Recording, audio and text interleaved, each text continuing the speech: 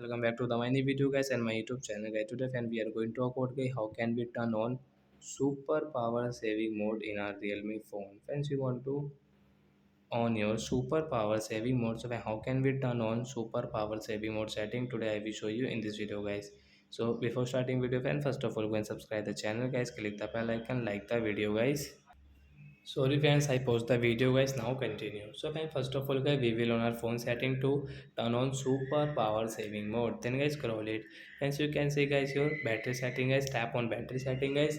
Then guys you can see guys your super power saving mode setting guys. Right side guys icon guys, tap here. Friends, you can see this notification. So friends, you can see turn on option guys. Tap on turn on. Then guys your super power saving mode will on in your Realme phone. So friends, you can use guys only phone calls and messages. And guys you want to add something, so you can add from here. So like that guys, we can turn on super power saving mode settings. So that's it guys, thanks for watching the video. Bye bye friends.